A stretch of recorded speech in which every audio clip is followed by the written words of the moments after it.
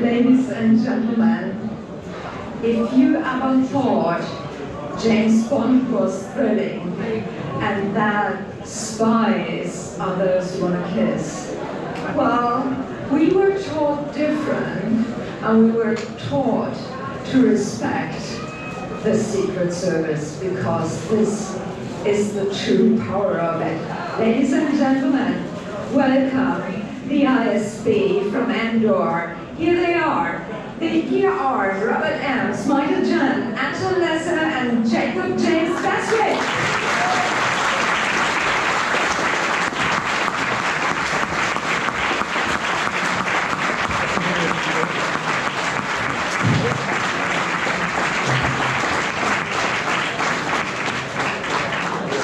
Welcome back on stage. If you don't mind, like yesterday, to share one of the mics. Awesome. My first question today, after one day in Cologne at BlizzCon, what are your impressions? How do you feel? Have you said, well, was the day okay for you? So, if you give us some feedback on that, would be great. Yes, incredible to see so many people. I wasn't expecting it to be so big, and everybody's costumes, and yeah, it's amazing. Great hospitality. This is my first time in Cologne, but I did a convention in a place I can't pronounce, but it was a little castle. Anybody know what that would have been? It begins with an S. It was a tiny little castle. Could have been. We have so many castles in Germany. We're a country of castles. So okay. But it was beautiful, and this is beautiful but bigger. Yeah, great to be here. Yeah, it's amazing, and as Jacob was saying, we didn't expect it to be so busy, and you were all so friendly, and you all speak amazing English. And I'm sorry, ich spreche kein Deutsch. but we want to thank you for being so welcoming and so friendly. It's like meeting more of the Star Wars family, so thank you.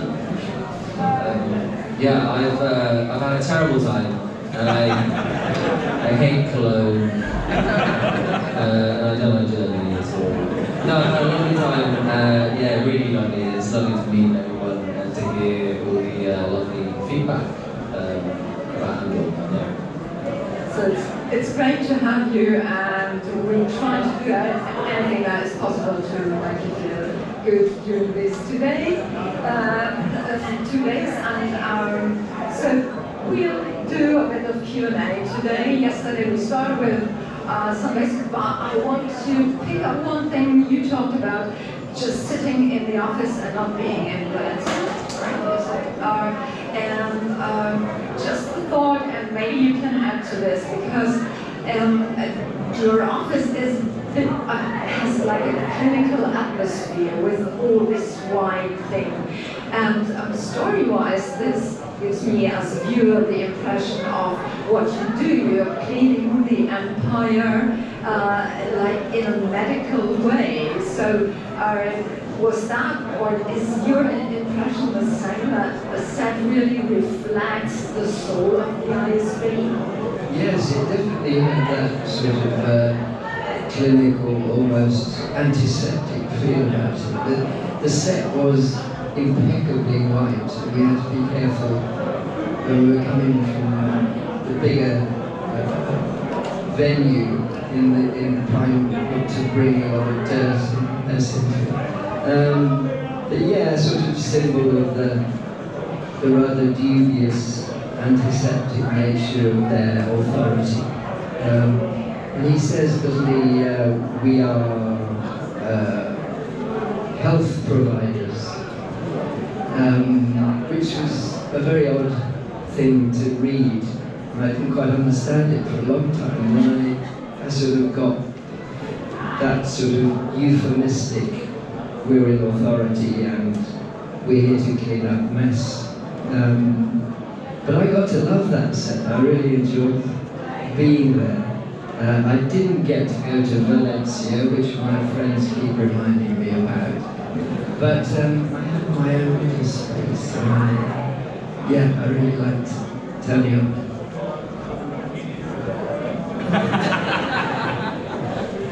Just very quickly to add to that, Anton just reminded me, he says we're health providers, and he's talking to me in episode 4, I think, season 1, and you say to me, it's a disease, we treat disease and we cure disease. So there's a kind of resonance between the clinical white environment of that set and the fact that we see the rebellion as an infection.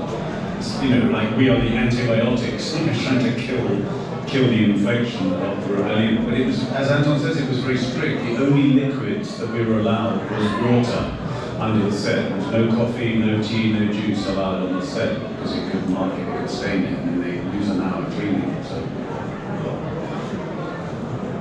And the costumes as well were very sterile as well. And if you spilled a coffee on that, you'd be in trouble. And usually officers like to drink coffee, right? So. Yeah, or space pills. Remember Deadwood in season 1 had a little space pill at one point.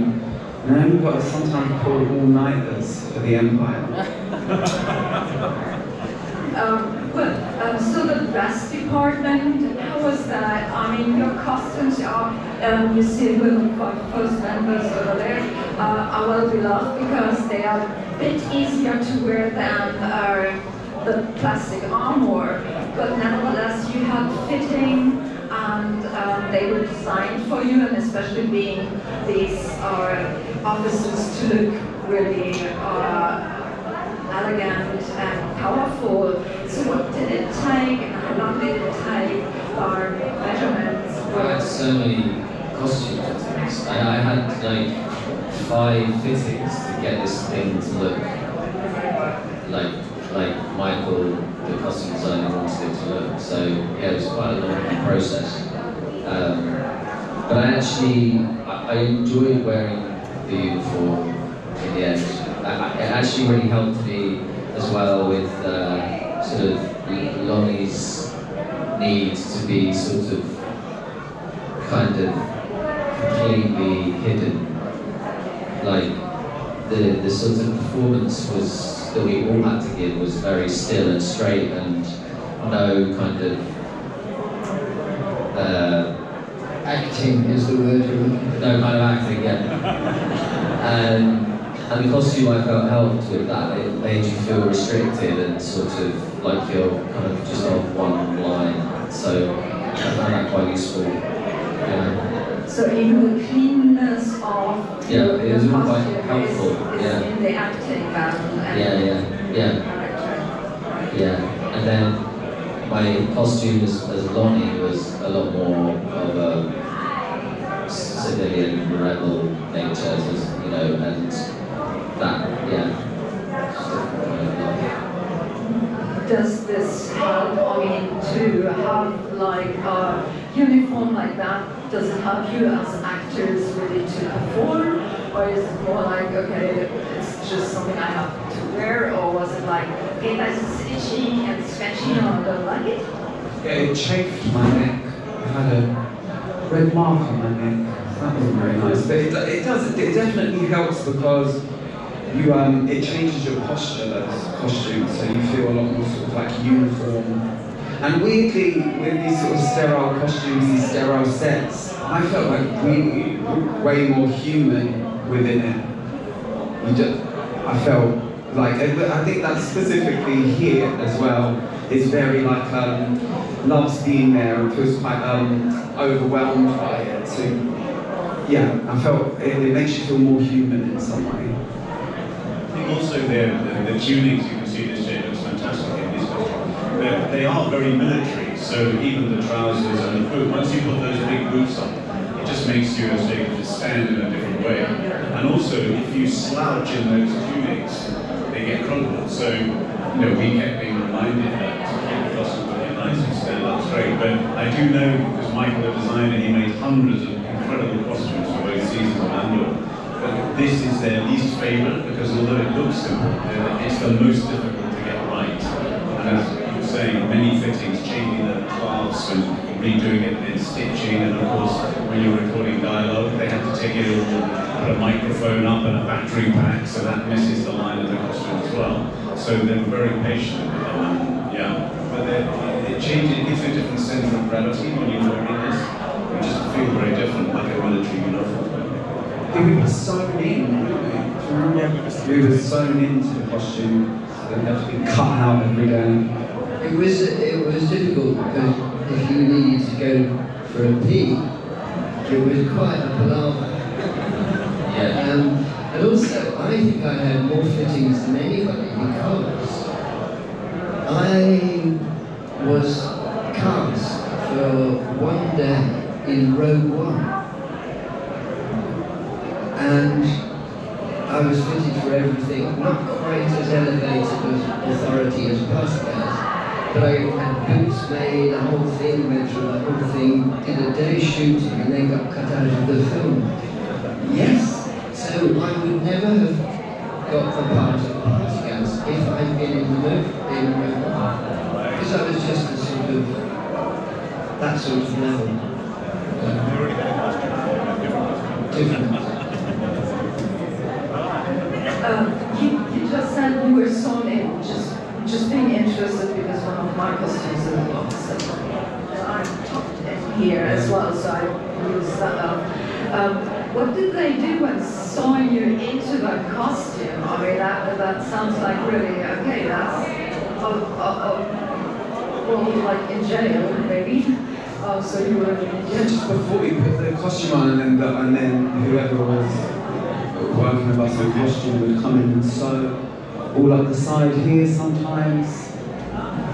Unusual assistant here, and here as well sometimes on the neck. Very so there. okay, that helps us to solve the problem why it's always wiggling there. So thanks for that one. That will help us to know how to wear our costumes. For you, have you got any costumes? Over there. Over there.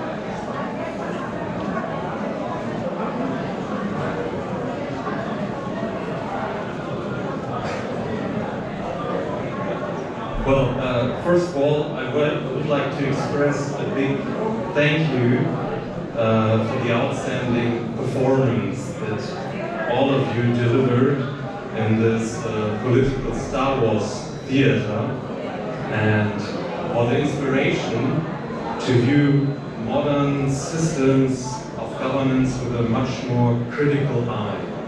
So, and I would like to address my question to you, Mr. Anton Lesser, whether ISB Major Partagas underwent a character development when he listened intently to Nemic's recorded manifesto touching the fragility of tyranny, and when he closely before when he decided to commit suicide. Thank you. How long have you got? You credit me with a degree of depth and research and commitment which I can't accept. Because in those moments, sometimes you are overtaken by intuition rather than preparation that you may have done. And I think everything that happened in the moments of those 2 or 3 takes, I think it was only a couple that we did, there was just I think I'm the laziest actor I know, it's possibly in the world. But I do seem to have an ability to listen and allow something to respond that's not necessarily informed by deep understanding or intellectual knowledge. And I trust that more and more. So in those moments, there was something happening, but I couldn't tell you what it was.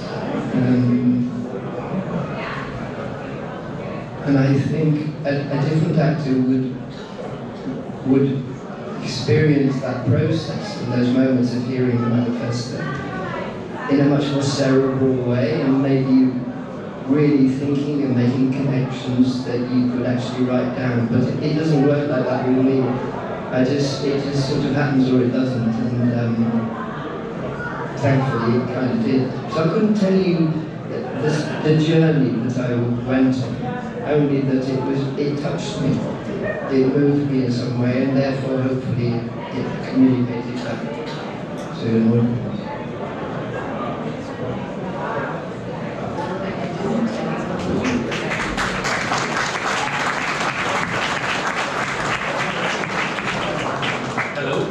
Thank you very much for being here and for your work.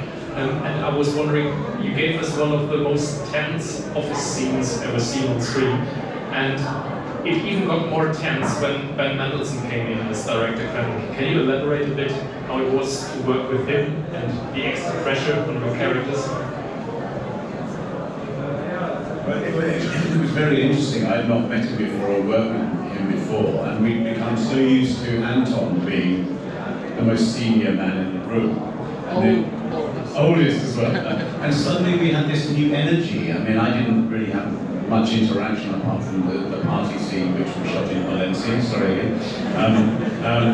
But he has, he's not that tall, Ben Mendelsohn. And I remember thinking, you don't have to be tall to have status, because he has this energy and a gravitas, a sort of dangerous element to him. I don't know if he's ever played like a psychopath or a killer, but I wouldn't be surprised if he had. But he was quite mercurial, if that translates. I don't know what it is in German, but he's quite unpredictable as an actor in a way that excites other actors but frightens directors. You know, so he likes to try different things, and he's very high energy and very intense. It's almost like you can feel electricity coming off his body. So Anton had more interaction than I did with him. I think you had a whole scene with him, didn't you? But yeah, it was like a very, because we didn't meet him in most of us, it was the second series, but it was like a different energy and a very high, dangerous energy, which you can see on screen in the scenes where he's really getting angry with Dedra in those scenes with them. Yeah, it was very interesting.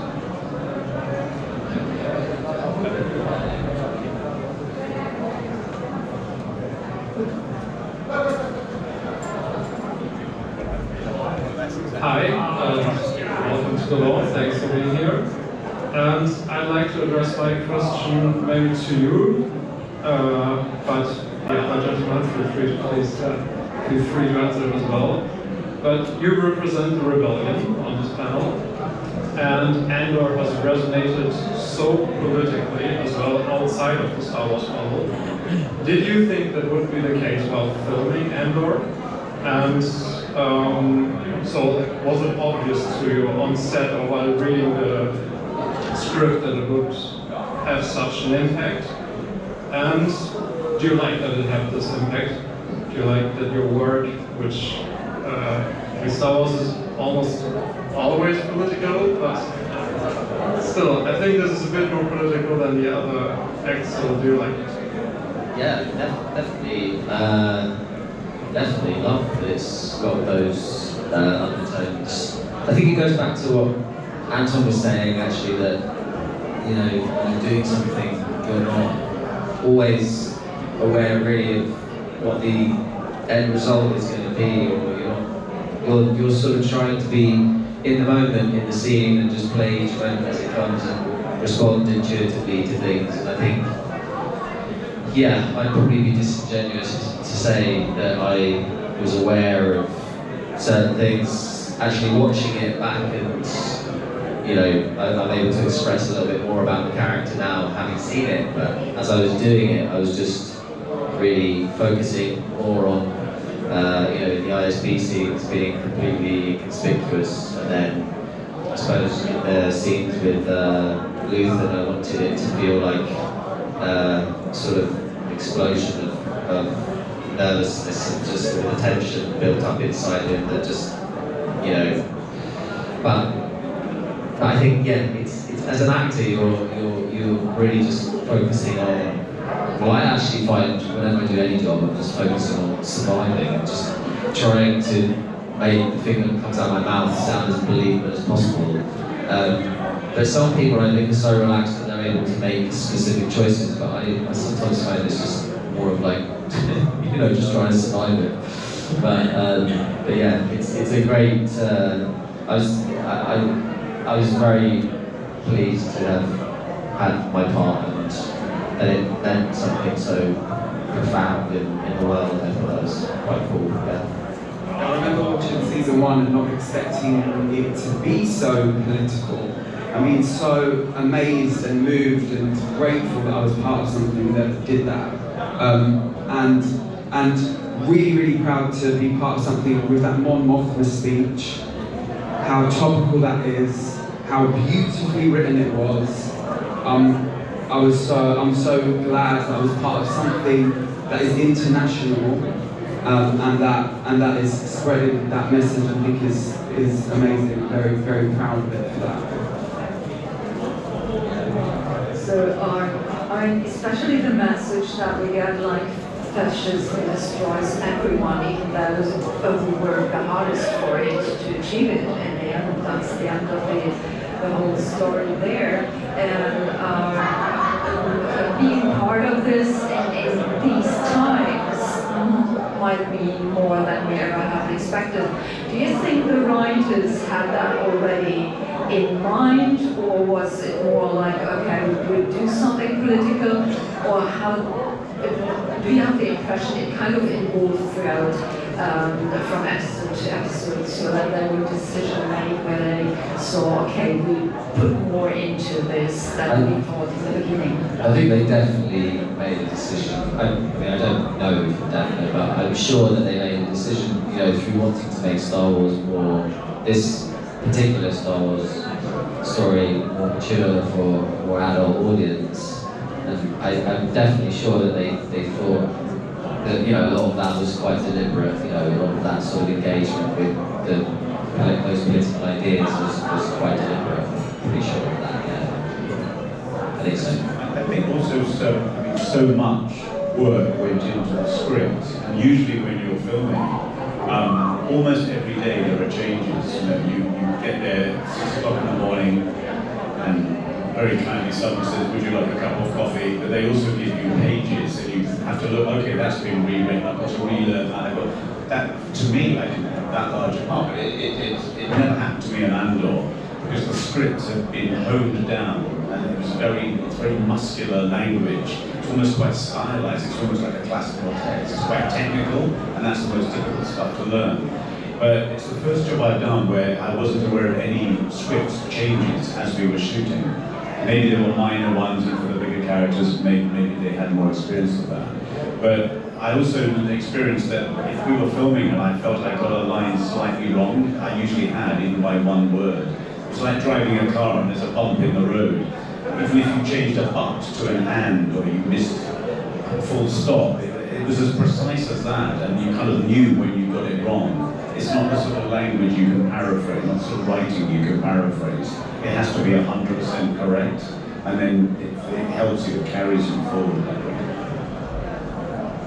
So you can, as a viewer, follow the decision making, because it's a very complex story, and making up your mind who's the bad guy, who's the good guy, who's a spy, who's not. I think that is the thrill of the whole story, and when you point out it was so exactly written and not rewritten that much, I think that adds to the whole story, making us as the fans are getting involved in understanding this really complicated situation of the characters we deal with. Is there a situation that you remember that was the most challenging for you, either because maybe the text, the lines touched you, or the setting?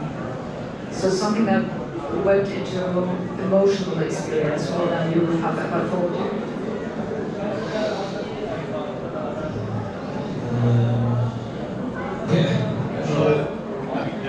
We could do it together.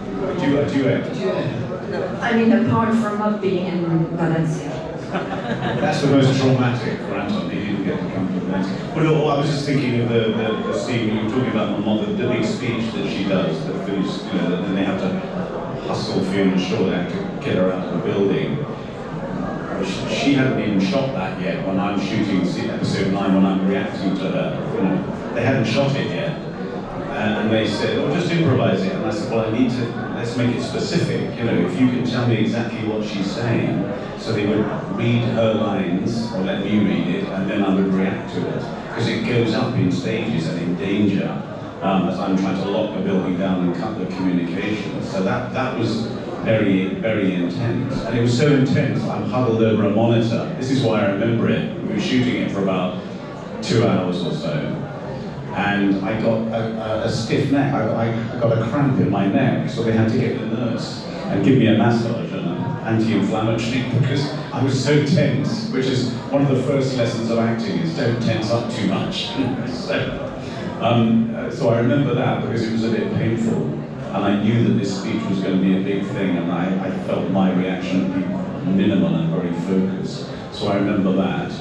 But sometimes you remember scenes that were physically painful, not just emotionally challenging. I found the ISB stuff really quite tiring because of the sort of costume and the set was, the lights was very, because of the sterile nature of it. It was quite an oppressive space to be in. And I found that I was quite tired at the end of those days. Yeah. I'm not sure you guys, did you guys know that because we didn't see the scripts, so I don't know if you guys knew that I was a spy. No, I didn't. No. Ever until you found out. I didn't know until I saw it on the telly. Right, okay. Really, I saw that incredible scene with Robert and Stellan, the elevator scene, Stellan's amazing speech about his family. I was thinking, he was all along. I was talking to him as he was ISB, he was a brat. I really didn't know. Yeah, that's great. That's a real positive side to not getting the script, actually. You know. I'm glad I didn't know until the script revealed it, because we're working together in the ISB, and I completely trusted you. And there's a brief moment where I say I can't cope, and you say we can't have a chat. We're helping each other out. So it was nice that there was zero suspicion. Because if you're in the ISB, you've had a background check, not just a credit card check, you're going to pay your bills, and everything in your background is checked, and they make 100% sure. So it was actually very exciting to discover some more. But very quickly as well, you're right about that set. It's a bit like, you get sort of like a jet lag without flying anywhere, because you're on that big set all day. It's all artificial light, no daylight. So the brain starts to get confused about whether it's day or night. Like they tell us we shouldn't use screens for 2 hours before going to sleep at night.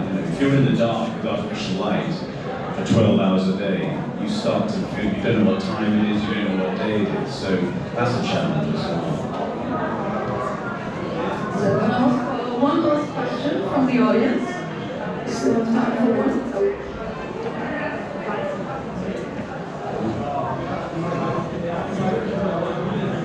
Well, thank you all very much for coming. Shooting something as monumental as Andor, there's of course lots of memorable moments that happen off-screen rather than on-screen. Are there moments that each of you thinks of with particular fondness?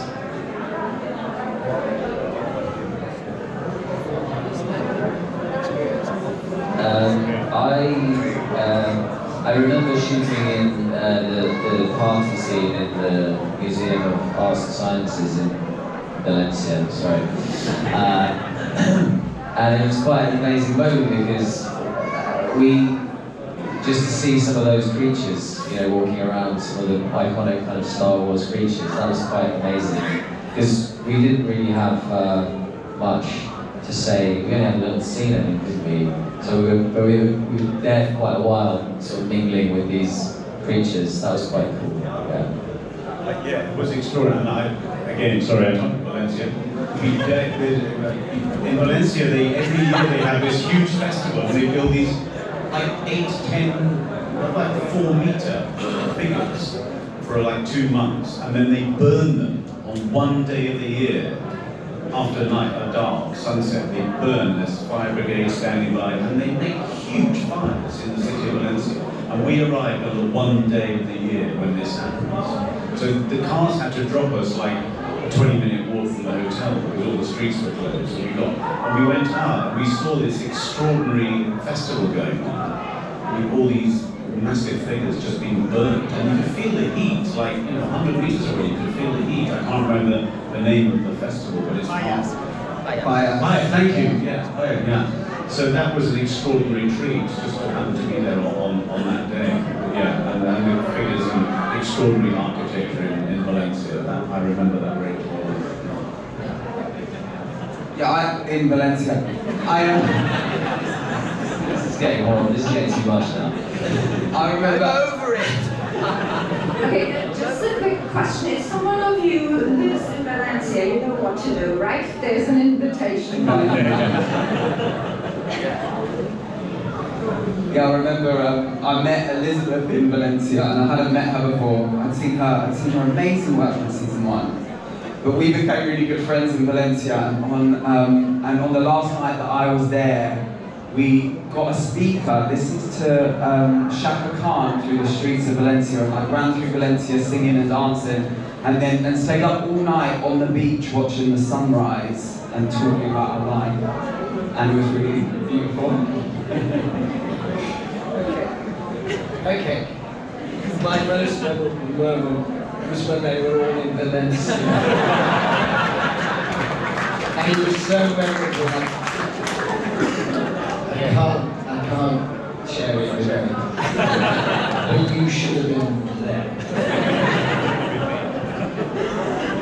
Ladies and gentlemen, it was such a pleasure, I think, for all of us to have you gentlemen here on stage answering questions and are giving us such a good time. And I hope you will still enjoy the day and enjoy Cologne, being here at the Power of the Force. Thank you so much for being here, and for all of you, you know where to go to get whatever you want to, pictures, whatever you have signed. Go to the booth or take pictures. There's still opportunities for that. Thank you so much, ladies and gentlemen, the ISB, the Emms.